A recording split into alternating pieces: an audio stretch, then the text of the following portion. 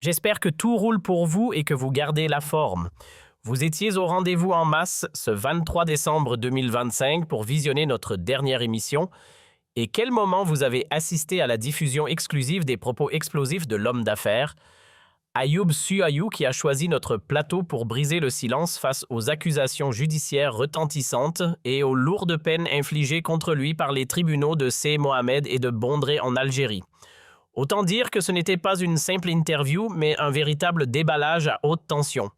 Selon les confidences explosives de M. Ayoub, ce n'est pas la justice qui l'a poursuivi, mais un véritable complot bien huilé orchestré par un certain héritier du président Abdelmadjid Tebboune lui-même. Une vendetta familiale selon lui montée de toutes pièces pour le punir d'avoir refusé non pas de payer des impôts, mais bien de céder gratuitement 3 appartements à Deb Mohamed Tebboune. Oui, vous avez bien entendu, 3 appartements offerts, exigés par l'entourage présidentiel qu'il a eu l'audace de refuser. Et depuis, la machine judiciaire et médiatique se serait mise en branle pour l'écraser. Et quelle vague vous avez déclenchée après l'émission, vos réactions ont fusé par centaines. Mais rappelons une chose essentielle, je ne suis pas procureur, encore moins avocat. Je suis journaliste. Mon boulot, c'est de donner la parole à ceux qu'on a réduits au silence. Et devinez quoi? Depuis que le nom d'Ayoub est apparu dans les colonnes judiciaires en février 2023, personne, absolument personne n'avait pris la peine de lui tendre un micro. Pourtant, les accusations étaient gravissimes: blanchiment d'argent, transfert de devises à l'étranger, financement opaque de partis politiques. Bref, un cocktail explosif sans qu'il n'ait pu livrer sa version. Jusqu'à maintenant. Jusqu'à récemment, jusqu'à cette fin d'année 2025, et plus précisément ce 17 décembre, l'affaire a pris un tournant hallucinant. Ce n'est plus un homme seul qu'on accuse, c'est tout un clan qu'on envoie derrière les barreaux. Oui, vous avez bien entendu, la justice algérienne a frappé fort. Une famille entière au complet passée au rouleau compresseur judiciaire est désormais poursuivie à l'international. D'après les médias du pays, ce ne sont même plus des accusés, mais carrément des parrains de cartels. Une organisation tentaculaire digne d'un film de Scorsese. Et surtout extrêmement dangereuse selon la version officielle. On parle de 20 ans de prison pour Ayoub lui-même, auxquels s'ajoutent les murs de la cellule. Son épouse, Madame Melli, n'a pas été épargnée, pas plus que son beau-père BMI, lui aussi condamné à finir ses jours en prison. Et ce n'est pas fini. Tous ses frères Abd Kim Taïb, Brahim, Amar Ali et Omar ont chacun écopé de 15 ans de détention ferme. 7 membres de la même fratrie condamnés d'un trait, du jamais vu. Ce procès a fait trembler les murs du palais de justice, un cas d'école pour les archives judiciaires algériennes.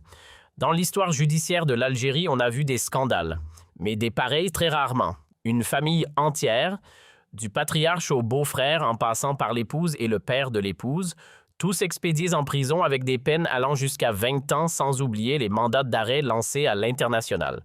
On atteint ici des sommets de sévérité rarement égalés. Ce n'est plus un simple dossier pénal, c'est un séisme judiciaire à l'échelle familiale. Et ce qui choque encore plus, c'est que l'accusé principal Ayoub n'a même pas eu droit à un vrai procès. Pas de salle d'audience, pas de juge en face, juste un coup de fil. Oui, vous avez bien lu, un procès à distance. Il a refusé de rentrer au pays et pas par caprice, il estimait que son sort était déjà scellé, que le procès n'était qu'une formalité, qu'une mascarade orchestrée contre lui dans le cadre d'un différend politique personnel avec certains membres du cercle Tebboune. Pour lui, ce procès n'a jamais été judiciaire. Il était purement politique. Alors on a fait ce que tout média digne de ce nom aurait dû faire, on lui a donné la parole. Ce que la presse algérienne, elle, s'est bien gardée de faire. Mais quand les rédactions sont sous tutelle, quand les journalistes ne sont que des relais du discours officiel, que peut-on espérer? Dans un pays où la liberté de la presse n'est qu'un slogan creux, seule la version du pouvoir est servie et les autres voix étouffées. Quand on sait que l'appareil judiciaire algérien ne vole plus de ses propres ailes mais obéit à des commandes politiques, alors oui, nous avons pris une décision logique, celle d'aller à la source. Nous avons contacté directement l'homme visé par un florilège d'accusations aussi lourdes que précises: blanchiment d'argent via un réseau criminel bien structuré, transfert massif de capitaux à l'étranger, enrichissement illicite hors frontières, arnaque immobilière à grande échelle. Rien que ça. Et quand on gratte un peu, le tableau devient encore plus sombre. Près de 69 personnes affirment avoir été spoliées, escroquées, ruinées par Ayoub et ses frères. Ce n'est plus une rumeur, c'est un torrent d'accusations aussi massives que compromettantes.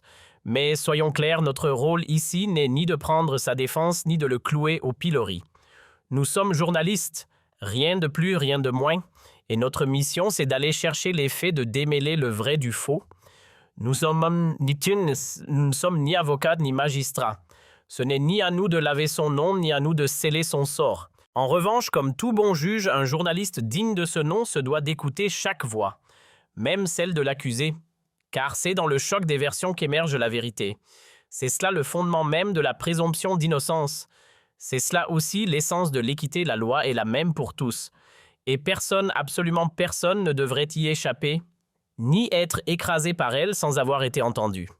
Plus je creuse ce dossier, plus des zones d'ombre surgissent, des incohérences, des silences, des revirements troublants. Et honnêtement, je ne peux m'empêcher de remettre en question l'impartialité, voire la légitimité du système judiciaire algérien. J'ai le sentiment grandissant qu'on n'est plus face à un procès pénal classique, mais bien au cœur d'une affaire qui pue la manœuvre politique à plein nez. Et ce que je vais vous dire maintenant, c'est important avant même que M. Ayoub n'ouvre la bouche publiquement, j'étais déjà sur le coup. Pas pour le défendre, non, mais parce que c'est mon boulot. Ce sont mes révélations, mes papiers, mes enquêtes diffusées ici même sur Algérie qui ont mis l'affaire Ayoub sur la table de la justice. Je n'ai jamais cherché à le couvrir ni à le brosser dans le sens du poil. Ceux qui me connaissent savent que je dis les choses que ça plaise ou pas. Je croyais qu'on irait au fond des choses, qu'on enquêterait sérieusement et on avait commencé dans cette direction, on avait tenté de l'approcher, on avait pris contact, on l'avait même rencontré à Alger dans son propre bureau. Je me souviens encore, il y avait ses conseillers, ses collaborateurs, ceux de Alia TV et du groupe SU. Certains d'entre eux ont même travaillé dans les cercles de la présidence. Oui, Ayoub, à l'époque, officiait comme conseiller auprès de Toun. Autant dire qu'il n'était pas un inconnu dans les hautes sphères. J'ai eu droit à un face-à-face, un vrai. Je lui ai posé toutes les questions qui fâchent, d'où venait sa fortune colossale, quelles étaient ses ambitions dans l'immobilier en Algérie, que préparait-il dans l'industrie automobile, il n'a pas esquivé. Il a répondu point par point. Mais voilà le problème, dans ce dossier, on n'entend qu'un seul son de cloche. L'affaire est entièrement à charge. Un seul récit, un seul narrateur, une seule volonté qui tranche. Pas de débat, pas de confrontation. L'accusé n'a même pas eu l'occasion de s'exprimer. Sa voix, sa version, ses arguments évaporés, écartés, ignorés. Et ça, mes amis, ce n'est pas ce qu'on appelle la justice, c'est tout l'inverse. C'est une parodie. C'est un abus de pouvoir déguisé en procédure légale. En creusant, nous avons voulu comprendre cette soudaine métamorphose, comment une famille autrefois proche du pouvoir Tebboune a-t-elle pu du jour au lendemain se transformer en cartel mafieux, digne des séries Netflix avec ramifications internationales et tout le folklore d'autant plus incompréhensible que certains conseillers du président ont eux-mêmes travaillé avec cette même famille. Prenez Abdelatif Kaimit par exemple. Mais il n'est pas le seul. Il y a aussi Samir Agund, un proche et même un parent du chef de l'État. Des figures de l'entourage présidentiel actuel, qu'ils soient conseillers chargés de mission ou autres, ont côtoyé Ayoub de près. Certains étaient même ses collaborateurs ou du moins ses alliés d'hier. Alors que s'est-il passé à ce stade difficile de ne pas voir apparaître une odeur de conflit d'intérêts? Tout indique que la machine judiciaire algérienne aurait été détournée de sa mission initiale pour devenir un instrument, pas de justice mais de vengeance. Une justice à géométrie variable au service de règlements de comptes très personnels. Et vous savez, quand mes doutes ont vraiment pris racine, le jour où je suis tombé sur un document très particulier, tenez, regardez bien ce que je vais vous montrer. Il ne sort pas de nulle part. Il vient tout droit des archives du ministère de l'Industrie. Oui, ce fameux document estampillé et signé en bonne et due forme est une autorisation provisoire délivrée en janvier 2021. À ce moment-là, qui était à la tête du pays, Abdelmadjid Tebboune, bien sûr. Le régime venait à peine de s'installer que cette autorisation voyait déjà le jour. Et elle ne concernait pas n'importe qui. Cette autorisation avait été accordée à la société Atlantis Trading Company, propriété de la famille Ayoub. Elle leur donnait le feu vert pour lancer les démarches de création d'une usine d'assemblage automobile en Algérie sous la prestigieuse bannière de Ford, aussi bien pour les véhicules particuliers que pour les utilitaires. Une approbation officielle en plein air. Tebboune, un homme qu'on accusera quelques années plus tard d'être le cerveau d'une mafia. Ce document, il ne laisse aucune place aux doutes tamponnés signés dûment validés par le ministère de l'Industrie. Et pas par n'importe qui à l'époque, ce ministère était entre les mains d'un fidèle parmi les fidèles du clan Tebboune, l'un des piliers du gouvernement entre 2020 et 2021. Ce qui est intéressant, c'est que ce fameux projet Ford Ayoub voulait déjà le lancer bien avant ça sous l'ère BIFIC, mais chaque fois qu'il tentait quelqu'un d'autre, bloquait, un jeu de ping-pong politique BW était pour Yahya contre. BFICA, il a tranché en faveur du blocage.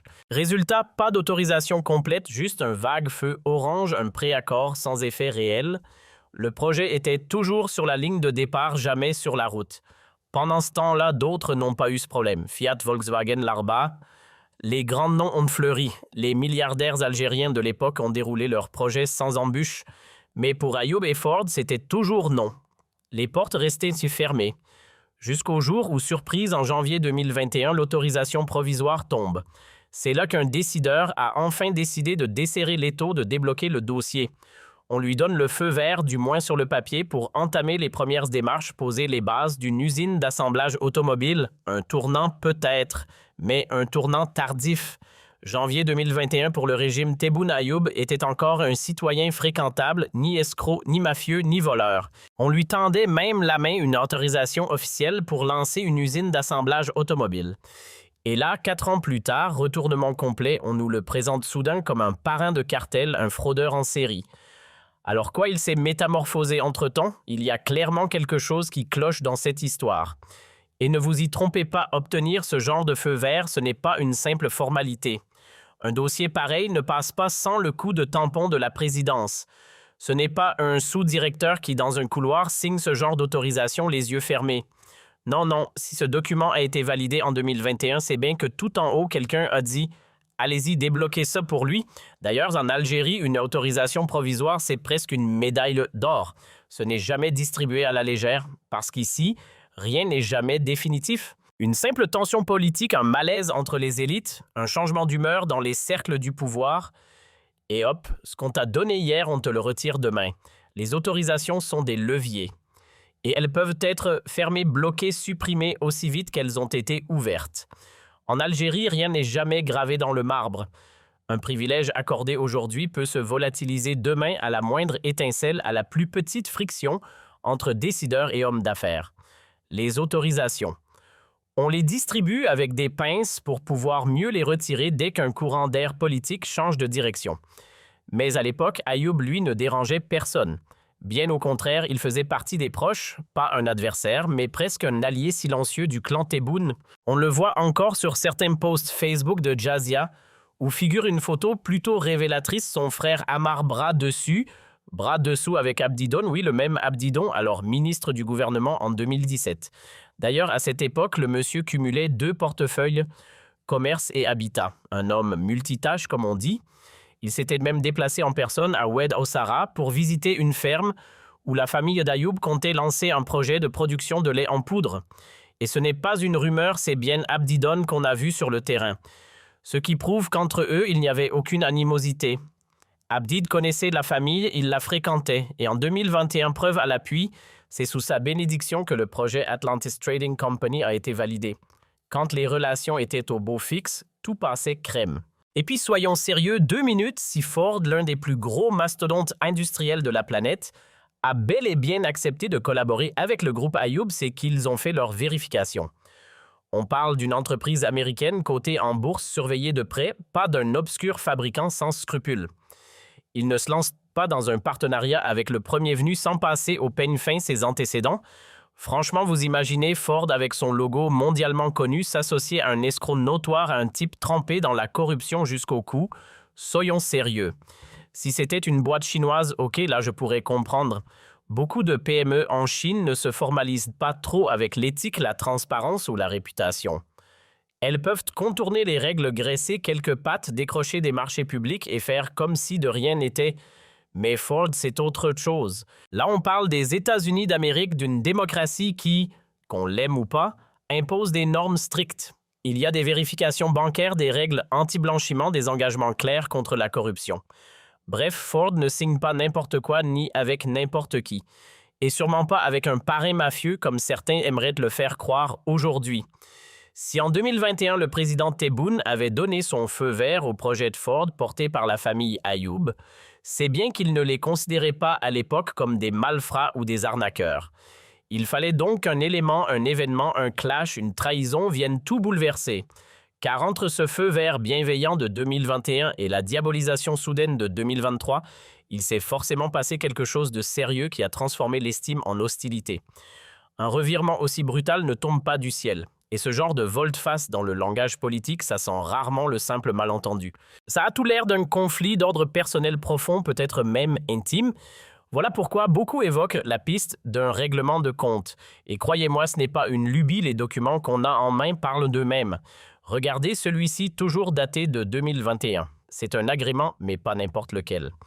Un agrément provisoire délivré par le ministère de la Communication. Et à qui me direz-vous? À la chaîne de télévision Jazzia qui appartenait justement au groupe Ayoub.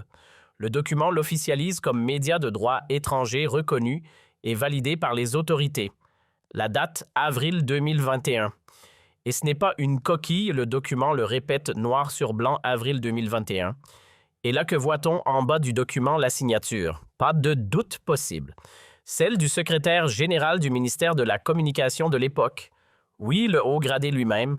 Noir sur blanc avec cachette officielle à l'appui. Tout est cela, rien à redire. Résumons un peu, sous le régime Tebboune, le groupe Ayoub a décroché non pas une, mais deux autorisations majeures. L'une pour lancer une usine de montage de voitures Ford, on parle quand même d'un géant de l'industrie automobile mondiale. L'autre pour faire tourner leur chaîne de télé Jazzia, une chaîne qui, que cela plaise ou non, a marqué l'audiovisuel algérien. Créée en 2012, elle a rapidement pris de l'ampleur pour devenir à la fin du dernier mandat de Abdiz Bifik, la chaîne numéro 1. Pourquoi? Grâce à ses feuilletons populaires, ses émissions de divertissement fédératrices, mais aussi et surtout pour sa grille politique audacieuse. Je pense notamment à Jazz Weekend que j'animais moi-même aux côtés de Mustapha Kissassé et Morane Boutier, une émission qui n'avait pas peur de dire les choses. Et Jazzia, ce n'était pas juste une chaîne lambda. C'était un laboratoire d'idées, un miroir de la société, un espace où l'on osait. Des émissions comme Jawan Journal Ghosto ou encore la série Rahawa n'étaient pas seulement des programmes télé, elles ont marqué toute une génération. Des productions ambitieuses raffinées qui ont nourri l'imaginaire collectif et enrichi sans exagération le patrimoine culturel algérien. Et pourtant, cette chaîne continuait à fonctionner encore en 2022. Officiellement, rien n'annonçait sa chute, mais dans les coulisses, le couperet se préparait. Un jour, ils allaient la fermer, c'était écrit. Et ce jour est arrivé le 23 août 2021, le couperet tombe. Fermeture ordonnée, motif, mystère. Officieusement, parce que soudainement, le pouvoir en place a changé de regard sur eux, parce qu'ils sont passés de fréquentables à indésirables. Et ironie du sort, c'est ce même ministère de la Communication, celui-là même, qui leur avait accordé une autorisation en avril qui a signé leur arrêt de mort médiatique 4 mois plus tard. Le paradoxe est violent. Comment un ministère peut-il encenser un média au printemps, puis le rayer de la carte avant même l'automne? Ce n'est pas une question de droit, mais d'humeur. En 6 mois, on ne passe pas de modèle de respectabilité à danger public sans qu'il y ait anguille sous roche. On ne décerne pas un agrément à une chaîne si l'on pense que ses fondateurs sont des criminels. Et on ne ferme pas une entreprise du jour au lendemain sans une bonne dose d'arbitraire. Si au départ on les jugeait fiables, intègres, conformes aux lois de la République, alors un retournement aussi brusque et brutal ne peut venir que d'un clash interne. Clairement, un conflit personnel a éclaté entre la famille Ayoub et des figures influentes du clan Tebboune. Ce n'est plus de la régulation, ce n'est plus de la justice, c'est du règlement de compte. C'est une guerre froide entre deux camps, l'un avec des caméras, l'autre avec le marteau du pouvoir. C'est précisément pour ça qu'on continue à creuser, à enquêter, à mettre les faits à nu. Et non, je ne suis pas son avocat. Oui, c'est grâce à mes premières révélations que la justice algérienne s'est enfin décidée à ouvrir une enquête dès 2019.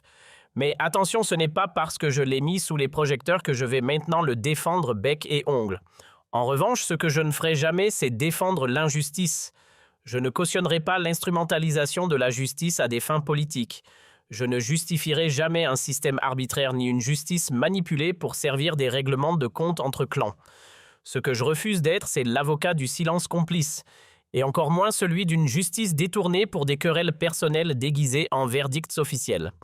Et là, soyons clairs, les faits parlent plus fort que tous les discours. Qui oserait sérieusement accuser un homme d'être un chef mafieux ou un escroc notoire, alors qu'en 2021, on lui avait ouvert toutes les portes, on l'a autorisé à monter une usine. Puis on lui a retiré l'agrément, on lui a laissé créer sa chaîne télé, puis on l'a fermé. Ce va-et-vient n'est pas anodin, il y a eu clash. Une rupture, un désaccord profond. Soit il a refusé une faveur qu'on lui a discrètement demandée, soit il n'a pas joué le jeu comme on l'espérait. Résultat, la relation a viré au cauchemar. Il y a eu une cassure entre sa famille et le clan au sommet. Et cette fracture, aujourd'hui, on tente de la maquiller sous les traits d'un dossier judiciaire. Vu l'ampleur des révélations que nous a confiées Ayoub, et je parle de propos documentés clairs précis, on ne va pas en rester là. On compte bien le rencontrer à nouveau. Et cette fois, on ne veut pas de demi-mesure. Il devra répondre face caméra à toutes les zones d'ombre, car plus les pièces s'assemblent, plus le doute devient légitime. Et ce doute-là ne porte pas sur Ayoub, mais bien sur la solidité et l'intégrité de cette affaire judiciaire. Il y a trop de coïncidences, trop de retournements étranges, trop de silences qui crient. Je vais vous dire franchement ce que je pense, on est peut-être devant un scénario cousu de fil blanc. Une affaire montée comme on monte une pièce de théâtre avec des acteurs, un décor, un script, mais dont le but réel serait de liquider symboliquement et politiquement une famille jadis jugée respectable. Une famille qui autrefois mangeait à la même table que les puissants du régime Tebboune avant de devenir leur cible à abattre. On les a élevés, puis on les a décapités. Et tout ça sous couvert de justice. Voilà pourquoi il est plus que jamais vital d'avoir une presse libre affranchie de toute allégeance indépendante de tous les clans. Une presse qui enquête, qui dérange, qui fouille là où ça gratte. Et que c'est exactement ce que nous allons faire. Nous allons continuer à récupérer des documents, les analyser, les croiser, les authentifier. Et ensuite, nous exigerons des explications aussi bien de la part de la famille Izu que de la justice algérienne. Puis ce sera au peuple algérien en toute lucidité de se faire sa propre idée. Bien sûr qu'il faut juger. Évidemment que nul n'est au-dessus des lois. Mais encore faut-il que le procès soit à la hauteur des faits, que les accusations soient fondées, que les preuves existent, qu'elles soient tangibles, irréfutables. Juger, oui, condamner aveuglément, non. On ne peut pas du jour au lendemain transformer une famille entière autrefois encensée, décorée, valorisée en une organisation mafieuse au relent hollywoodien. Il y a 4 ans à peine, on leur déroulait le tapis rouge, on leur signait des agréments, on validait leurs projets. Et aujourd'hui, on veut les rayer de la carte comme si rien n'avait existé. Ce grand écart est suspect. Le vrai scandale, c'est peut-être là ce flou constant, cette justice à géométrie variable, ces institutions qu'on tord à volonté selon les intérêts du moment. Cette manipulation systématique de l'appareil d'État, y compris de ses juges, à des fins de vengeance ou d'élimination politique, ça c'est ce qu'on ne peut plus tolérer.